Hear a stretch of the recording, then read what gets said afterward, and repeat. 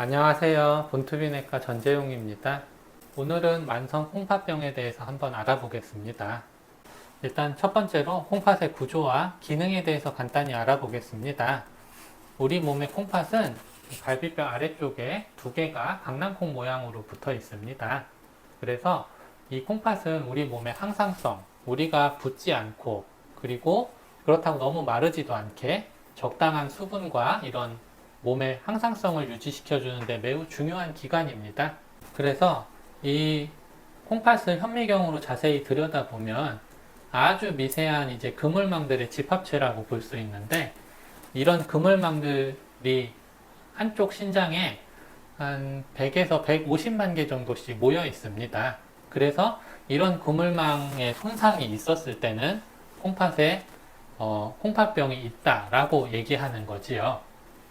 콩팥병의 증상으로는 밤에 소변을 보는 야간뇨, 그리고 소변에서 혈뇨, 아니면 소변이 뽀글뽀글 올라오는 거품뇨 같은 비특이적인 증상이 있으며, 콩팥이라는 게 우리 몸의 항상성을 유지한다고 했지요.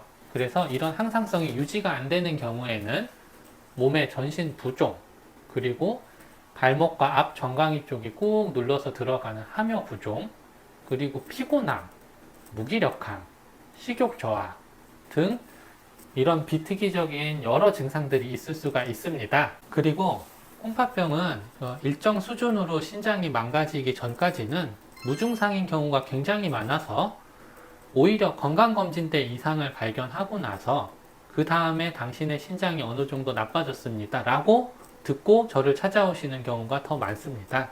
그럼 만성 콩팥병의 원인은 무엇이 있을까요? 크게는 세 가지가 있습니다. 당뇨병, 고혈압, 사구체 신염.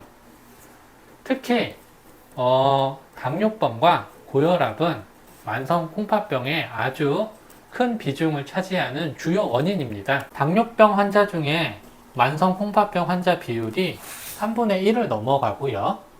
고혈압이 있는 환자분들 중에는 한 15% 정도가 만성 콩팥병을 앓고 있습니다.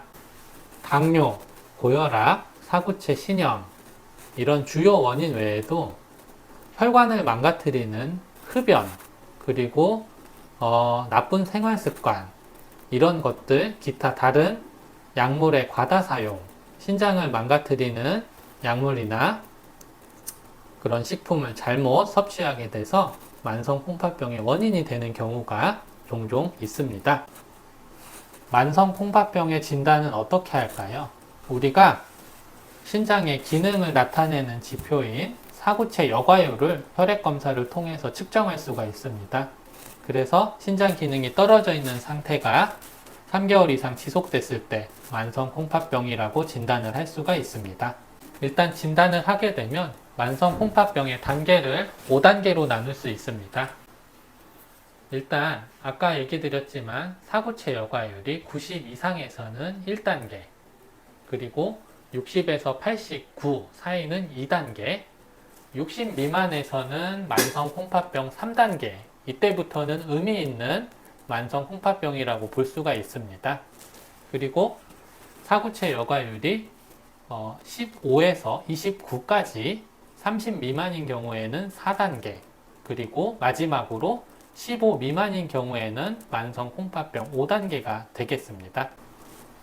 그래서 사구체 여과율이 60 이상에서는 큰 이상이 나타나지 않고 60 미만인 만성 신분전 3단계가 된다고 하더라도 아직까지는 아직 특별한 증상이 나타나지가 않습니다. 사구체 여과율이 한 45 미만, 30 미만 가까이 떨어지면 빈혈, 그리고 부종, 전해질 불균형 등이 나타날 수가 있습니다. 사구체 여과율이 15 미만으로 떨어지게 되면 그때는 빈혈, 그리고 전신 부종, 그리고 전해질 불균형 이런 것들이 심각하게 나타날 수가 있고, 일정 수준 시간이 경과가 되고 난 뒤에는 신대체요법, 혈액투석, 복막투석, 신장이식 등이 필요한 말기 신장병의 상태로 갈 수 있습니다. 그럼 만성 콩팥병의 치료 단계에 대해서 알아보겠습니다.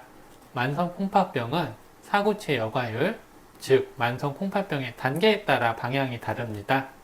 사구체 여과율이 60 이상인 만성 콩팥병의 1단계와 2단계에서는 그 환자의 나쁜 생활 습관이라던가 아니면 혈압, 당뇨, 기존에 이제 콩팥병을 악화시킬 수 있는 질환들에 대한 관리가 우선이 돼야 하며, 사구체 여과율이 60 미만, 만성 신부전 3단계부터는 저와 같은 신장내과 전문의 선생님을 만나서 앞으로의 치료 계획을 정확히 듣는 것이 중요합니다.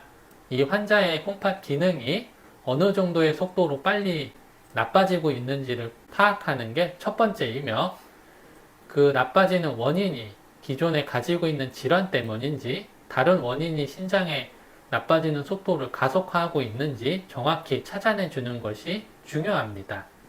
만성 신부전의 4단계, 즉 사구체 여과율이 30 미만일 때부터는 이제 향후에 있어야 할 신대체요법, 혈액투석, 복막투석, 신장 이식, 이와 관련한 이런 대체요법에 대해서 앞으로 언제쯤 시행해야 될지에 대해서 신장내과 전문의와 상의를 하는 단계이며, 만성 콩팥병의 5단계, 사구체 여과율 15 미만에서는 실제로 이거를 해야 하는 단계입니다.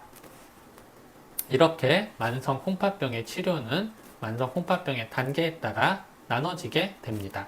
그 만성 콩팥병을 예방하는 방법 7가지로 요약해 보겠습니다. 아까 얘기한 고혈압, 당뇨병 아주 꾸준히 관리를 해줘야 합니다. 두 번째, 담배는 끊고 아주 과도한 음주는 피하는 게 좋습니다. 세 번째, 약간은 싱겁게 먹고 적절하게 수분 섭취를 해줍니다. 콩팥에 부담되는 약물의 오남용을 피하는 것이 네 번째입니다.